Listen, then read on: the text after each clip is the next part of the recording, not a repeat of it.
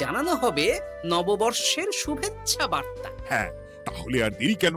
আমি সব পরিকল্পনা সাজাচ্ছি, আর তোমরা সেই অনুযায়ী আয়োজন করো। আচ্ছা মহারাজ।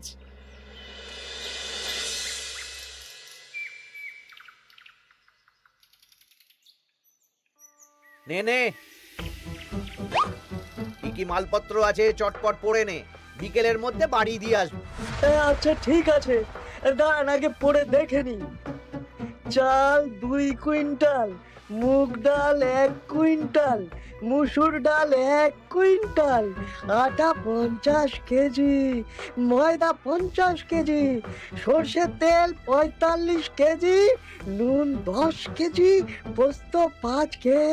রে বাবা, কিরে, আরে পড়তে গিয়ে হাঁপিয়ে গেলি নাকি?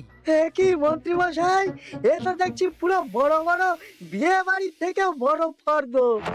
এত জিনিস নিয়ে কি করবেন? সে খাবো, দান করব। এত জিনিস নিচ্ছেন, অর্থ সব নগদে দেবেন তো? আরে তুই আগে জিনিসগুলো দে তো, নগদ ধার যাই হোক না কেন, তোর পাওনা তুই ঠিক পেয়ে যাবি। তুই চটপট সব মালপত্র গুছিয়ে আমার বাড়িতে বিকেলের মধ্যে পাঠিয়ে দিবি, কেমন? আচ্ছা বেশ।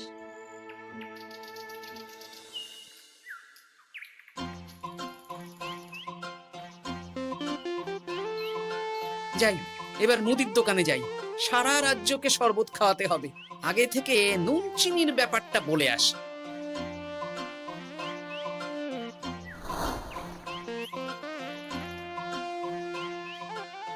এই যে ভাইয়া, 50 কেজি চিনি দিতে হবে, সাথে বিট নুন, গোলমরিচের গুঁড়ো লাগবে।